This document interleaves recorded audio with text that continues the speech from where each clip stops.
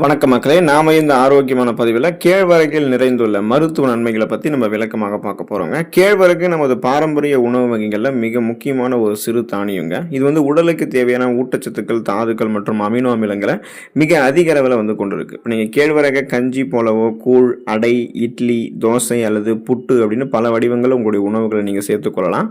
இப்போ நீங்கள் கேழ்வரகை முளைக்கட்டி பயன்படுத்தும் போது அதனுடைய ஊட்டச்சத்து பல மடங்கு அதிகரிக்கும் அப்படின்றது நீங்கள் தெரிஞ்சுக்கோங்க. ஸோ ஒவ்வொரு மருத்துவ நன்மையை நம்ம விளக்கமாக பார்ப்போம். அதற்கு காரணமாக இருக்கக்கூடிய ஊட்டச்சத்துக்களையும் தெரிந்து கொள்வோம்.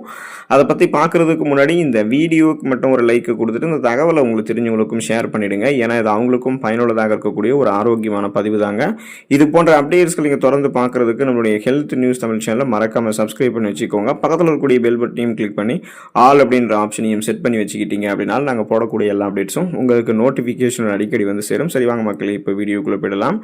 எலும்புகளுக்கு வலு சேர்க்கக்கூடியதுங்க நம்ம எடுத்துக்கொள்ளக்கூடிய இந்த கேழ்வரகு. ஸோ ஹை கால்சியம் கேழ்வரகுல இருக்கு. தானியங்களிலேயே கேழ்வரகுல தான் கால்சியம் சத்து மிக அதிக அளவில் இருக்கு. குறிப்பாக பார்த்தீங்கன்னா 100 கிராமில் சுமார் 344 மில்லிகிராம் அளவுக்கு கால்சியம் சத்து இருக்கு.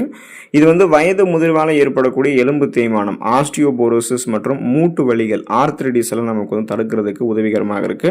வளரக்கூடிய குழந்தைகளினுடைய எலும்பு வளர்ச்சிக்கும் குறிப்பாக அனைத்து மனிதர்களுடைய இந்த பற்களினுடைய உறுதிக்கும் இது மிகச்சிறந்த உணவாக இருக்கும். ஸோ அதனால ஆஸ்டியோபோரோசிஸ், எலும்பு மெலிவு நோய், மூட்டு வலி, எலும்புருக்கி, முடக்குவாதம், எலும்பு மஜ்ஜைகளில் ஏற்படக்கூடிய பிரச்சனை, மூட்டு கிளர்ச்சி போன்ற எந்த விதமான எலும்பு தொடர்பான தொந்தரவுகளும் இல்லாமல் குறிப்பாக அந்த கை கால்கள் உங்களுக்கு வலுவிழந்து போகிறது, முதுகு வலி ஏற்படுறது, தோள்பட்டை வலி ஏற்படுறது, அப்புறம் உங்களுக்கு எலும்பு பிரதானமாக இருக்கக்கூடிய இடங்களில் குத்துவது போன்ற வலி ஏற்படுவது, குறிப்பாக இடுப்பு வலியெல்லாம் ஏற்படுதுன்னா அதெல்லாம் சரி பண்ணுறதுக்கு நீங்கள் கேழ்வரகு எடுத்துக்கலாம். பற்கள் உங்களுக்கு வலுவாக இருக்கிறதுக்குமே கேழ்வரகு உங்களுக்கு கால்சியம் சத்து கொடுத்து வலுப்படுத்தும். சர்க்கரை நோயை கட்டுப்படுத்தக்கூடியதுங்க கேழ்வரகு. ஸோ டயபெட்டிஸ் மேனேஜ்மெண்ட் ப்ராப்பராக இருக்கும். அதுக்கான காரணம் என்ன அப்படின்னா கேழ்வரகுல ஃபைபர் என்று சொல்லக்கூடிய நார் சத்து அதிகம் இருக்கிறதால இதன் கிளைசமிக் குறியீடு, அந்த கிளைசமிக் இண்டெக்ஸ் ரொம்ப ரொம்ப குறைவு. கிளைசமிக் இண்டெக்ஸ் அப்படின்னா என்னன்னா, நாம ஒரு உணவை எடுத்துக்கொள்ளும் போது அந்த உணவுகள் இருக்கக்கூடிய ஊட்டச்சத்துக்கள், குறிப்பாக கார்போஹைட்ரேட் அளவெல்லாம் நம்மளுடைய ரத்தத்தில் இருக்கக்கூடிய அந்த சர்க்கரையினுடைய அளவில் எந்த மாதிரி தாக்கத்தை ஏற்படுத்துது அப்படின்றத பொறுத்து தான் கிளைசமிக் இண்டெக்ஸை கனெக்ட் பண்ணுவாங்க. அந்த வகையில் கிளைசமிக் இண்டெக்ஸ் ரொம்ப குறைவாக இருக்கக்கூடிய உணவுகளை தான் சுகர் ப்ராப்ளம் இருக்கக்கூடிய பேஷண்ட் எடுத்துக்கணும். ஏன்னா அதில் தான் பார்த்தீங்கன்னா கார்போஹைட்ரேட்னா இல்லாமல் உங்களுக்கு நார் சத்து எல்லாமே இருக்கும். நார் சத்து ரத்தத்தில் இருக்கக்கூடிய சர்க்கரையினுடைய அளவு கட்டுப்படுத்தும். இதுவே கார்போஹைட்ரேட் உங்களுக்கு அதிகமாக இருக்கக்கூடிய உணவு அப்படின்னா அது கிளைசமிக் இண்டெக்ஸ் அதிகமாக இருக்கக்கூடிய உணவு. ஸோ அதெல்லாம் நம்ம எடுத்துக்கொள்ளக்கூடாது. அதாவது சுகர் ப்ராப்ளம் இருக்கக்கூடிய பேஷண்ட் அந்த உணவுகள் எடுத்துக்கொள்ளக்கூடாது.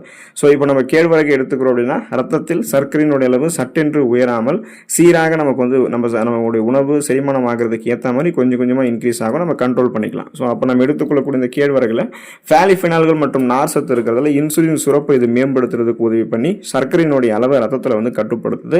நாளடைவில் அந்த சுகர் ப்ராப்ளத்தில் நம்ம விடுபட வைக்குது. ஸோ உங்களுக்கு ஃபியூச்சரில் சுகர் ப்ராப்ளம் வராமல் நீங்கள் ஆரோக்கியமாக இருக்கணும்னு நினைச்சாலுமே இப்போ இருந்து தினந்தோறும் நீங்கள் கேழ்வரகு உங்களுடைய உணவுகள் எடுத்துக்கலாம். வாரத்தில் 2 அல்லது 3 முறையாவது நீங்கள் எடுத்துக்கொள்ளலாம். உங்களுடைய உடல் எடையை எந்த விதமான பக்க விளைவுகளும் இல்லாமல் ஆரோக்கியமான முறையில் குறைக்கணும்னு நீங்கள் நினைச்சிட்டு இருக்கீங்கன்னா கேழ்வரகு அதுக்கு உங்களுக்கு உதவிகரமாக இருக்குங்க. ஸோ வெயிட் லாஸ் மேனேஜ்மெண்ட் ப்ராப்பராக இருக்கும். உங்களுடைய உடல் எடையை நீங்கள் குறைக்க நினைக்கிறீங்கன்னா கேழ்வரகு ஒரு மிகச்சிறந்த உணவாக இருக்கும். அதுக்கான காரணம் கேழ்வரகுல இருக்கக்கூடிய ட்ரிப்டோஃபான் அப்படின்ற அந்த அமினோ அமிலம் தான். ஸோ இதுதான் உங்களுடைய பசியை கட்டுப்படுத்தி நீங்கள் அதிகப்படியான கலோரிகள் இருக்கக்கூடிய உணவுகள், மற்ற நொறுக்கு தீனிகள், ஜங்க் ஃபுட்ஸ் அப்படின்னு சொல்லக்கூடிய இந்த குப்பை உணவுகள் இதெல்லாம் சாப்பிட்டு உடல் எடை இன்னும் அதிகப்படுத்தப்படாமல் முதல்ல ஸ்டாப் பண்ணுது. அதுக்கப்புறம் கேழ்வரகு மெதுவாக செரிமானம் ஆகிறதால நீண்ட நேரத்திற்கு உங்களுக்கு வயிறு நிறைந்த ஒரு உணர்வை கொடுக்கும். அதாவது நீங்கள் உணவுகளையே சாப்பிட்டு முடிச்சு ஒரு ஃபுல்ஃபில் சாட்டிஸ்ஃபேக்ஷன் உங்களுக்கு இருக்கும். குறிப்பாக கேழ்வரகுல இருக்கக்கூடிய அந்த ஊட்டச்சத்துக்கள், நார் சத்து போன்றவை எல்லாம் ஏற்கனவே உங்களுடைய உடலில் தேங்கியிருக்கக்கூடிய அதிகப்படியான கொழுப்புகளை கரைத்து உங்களுக்கு வேண்டிய ஆற்றலாக மாற்றி கொடுத்துரும். அதாவது கொலஸ்ட்ரால்ஸை எனர்ஜியாக கன்வெர்ட் பண்ணி எரிச்சிடும். இதனால் தேவையில்லாத கொழுப்பு படிவுகள், இடுப்பு படிவுகள் இருக்கக்கூடிய கொழுப்பு படிவுகள், தொப்பை போன்ற அமைப்பு இதெல்லாம் உங்களுக்கு கட்டுப்படுத்தப்பட்டு குறைக்கப்பட்டுவிடும். கனக்கச்சிதமான கட்டுடல் மேனி உங்களுக்கு இருக்கும். அனிமியா என்று சொல்லக்கூடிய ரத்த சோகை நோய், அந்த நோயை குணப்படுத்தி மீண்டும் வராமல் தடுக்கிறதுக்கு எல்லாமே நீங்கள் பார்த்தீங்கன்னா தொடர்ந்து உங்களுடைய உணவுகளை நீங்கள் கேழ்வரகு எடுத்துக்கொள்ளலாம். காரணம் என்ன அப்படின்னா கேழ்வரகுல இருக்கக்கூடிய இரும்பு சத்து உங்களுக்கு அந்த ரத்த சோகையை நீக்கும். ஸோ உங்களுடைய உடலில் இரும்பு சத்து குறைபாடு ஏற்படும் போது தான் ரத்த சிகப்பணுக்கள் குறையும். ரத்த சிகப்பணுக்கள் குறைஞ்சதுன்னா அதில் இருக்கக்கூடிய ரத்த புரதமான ஹீமோகுளோபினுடைய எண்ணிக்கையும் குறையும். இப்போ ஹீமோகுளோபின் தான் நம்மளுடைய உடம்புகளுக்கு ஆக்சிஜன் சப்ளைவை எல்லா பாகங்களுமே கொண்டு செல்லுது. அதனால தான் நம்ம சுறுசுறுப்பாக இயங்குறோம். நமக்கு இந்த மயக்கம், தலைவலி, குமட்டல், வாந்தி, உடல் சோர்வு, உடல் பலவீனம், கடுமையாக உடல் வலிக்கிறது, கவனமின்மை ஏற்படுறது, இந்த மாதிரியான அறிகுறிகள் எதுவுமே இல்லாமல் அதனால தான் நம்ம நலமாக இருக்கிறோம். ஸோ அப்படிப்பட்ட ஹீமோகுளோபினுடைய அளவே உங்களுக்கு இரும்புச்சத்து குறையிறதால தான் ஏற்படுதுங்க இல்லையா? ஸோ நீங்கள் கேழ்வரகு எடுத்துக்கொண்டு இரும்புச்சத்து பெற்றுக்கொண்டீங்கன்னா ரத்த சிகப்பணுக்கள் குறையாமல் உங்களுக்கு அதிகரிக்க வைக்கப்படும். அப்புறம் ரத்த புரதமான ஹீமோகுளோபின் எண்ணிக்கையும் கரெக்டான லெவலில் இருக்கிறதால உங்களுக்கு பிளட் சர்க்குலேஷன் ஆக்சிஜன் சப்ளை வந்து ப்ராப்பராக உங்களுக்கு இருக்கும். ஸோ உங்களுக்கு ரத்த சோகை நோய்களுக்கான அறிகுறிகள் வந்து நீங்கள் விடுபட்டலாம். நீங்கள் கேழ்வரகை வந்து முளைக்கட்டி சாப்பிடும்போது அதில் விட்டமின் சியினுடைய அளவும் அதிகரிக்கிறதோடு இரும்பு சத்தையுமே உடல் உறிஞ்சுவதற்கு, அதுவும் எளிதாக உடல் உறிஞ்சுவதற்கு அந்த இரும்பு சத்தை கொடுக்கறதுக்கும் உங்களுக்கு உதவிகரமாக இருக்கும். செரிமான ஆற்றலை மேம்படுத்தக்கூடியதுங்க கேழ்வரகு. அதாவது ஈஸி டைஜஸ்டன் இருக்கும். நார் சத்து அப்படி சொல்லக்கூடிய ஃபைபர் வந்து பார்த்தீங்கன்னா இந்த கேழ்வரகுல இருக்கிறதால எப்போதுமே செரிமான மண்டலம் உங்களுக்கு வலுவாக இருக்கும். நீங்கள் எடுத்துக்கொள்ளக்கூடிய இந்த கேழ்வரகுல அதிகப்படியான நார் பொருள் டயட்ரி நார் சத்து வந்து இருக்குங்க. ஸோ இது வந்து குடல் இயக்கத்தை எப்போதுமே உங்களுக்கு வந்து சீராக வைக்கும். கான்ஸ்டிபேஷன் அப்படின்னு சொல்லக்கூடிய இந்த மலச்சிக்கல் பிரச்சனையை தீர்க்கிறதோடு குடல் ஆரோக்கியத்தையுமே உங்களுக்கு வந்து மேம்படுத்தும். ஸோ நீங்கள் சாப்பிடக்கூடிய உணவுகளை செரிக்க வைக்கப்பட்டதுக்கப்புறம் அந்த உணவுகள் இருக்கக்கூடிய ஊட்டச்சத்துக்களை உறிஞ்சினதுக்கப்புறம் மீதம் இருக்கக்கூடிய கழிவுகளை உங்களுடைய குடல்களிலிருந்து நீங்கள் வெளியேற்றிக் கொள்ளலாம். உங்களுக்கு இந்த சீரற்ற குடல் இயக்கம், கடுமையான மலச்சிக்கல், வயிற்று வலி, வாயு பிரச்சனை, வயிற்று பொறுமல், வயிற்று உப்புசம் இது மாதிரி எதுவுமே இருக்காது. குடல் வயிறு இரண்டு உறுப்பினுடைய ஆரோக்கியத்தையும் மேம்படுத்திக் கொள்வதோடு ஒட்டுமொத்த செரிமான மண்டலத்தையுமே வலுப்படுத்திக் கொள்வதற்கெல்லாம் கேழ்வரகு துணை புரியும். மன அழுத்தத்தை குறைக்கக்கூடியதுங்க கேழ்வரகு. ஸோ ஸ்ட்ரெஸ்ஸை வந்து உங்களுக்கு ரெடியூஸ் பண்ணும். அதுக்கான காரணம் என்ன அப்படின்னா கேழ்வரகுல இருக்கக்கூடிய அமினோ அமிலங்கள் மற்றும் ஆன்டி ஆக்சிடென்ட்கள் நரம்புகளுக்கு வந்து அமைதியை கொடுக்குது. அதாவது நரம்புகள் இருக்கக்கூடிய இறுக்கங்களை தளர்த்தி போதுமான அளவுக்கு ரத்த ஓட்டத்தை வந்து நரம்புகள் வழியே பாய்ச்சும் போது மன அழுத்தம்லாம் நமக்கு வந்து குறைய ஆரம்பிக்கும். பதற்றம், மன அழுத்தம் மற்றும் தூக்கமின்மை, இன்சோம்னியா போன்ற பிரச்சனைகளால் அவதிப்படுபவர்களா இரவு நேரத்தை கேழ்வரகை வந்து கஞ்சி மாதிரி வச்சு நீங்கள் குடிக்கிறது நல்ல பலன் கொடுக்கும். ஸோ இது வந்து உங்களுடைய அந்த மன அழுத்தத்திலிருந்து விரட்டக்கூடிய ஹார்மோன்கள், இயற்கையாகவே மன அழுத்தத்தை நீக்கக்கூடிய ஹார்மோன்களை உங்களுக்கு சுரக்க வைக்கும். இயற்கையாகவே தூக்கம் வர வைக்கிறதுக்கான அந்த ஹார்மோன்களை சுரக்க வைத்து நரம்புகளை அமைதிப்படுத்தி மன அழுத்தத்தை உங்களுக்கு குறைக்கூடியதாக கேழ்வரகு உங்களுக்கு விளங்குங்க.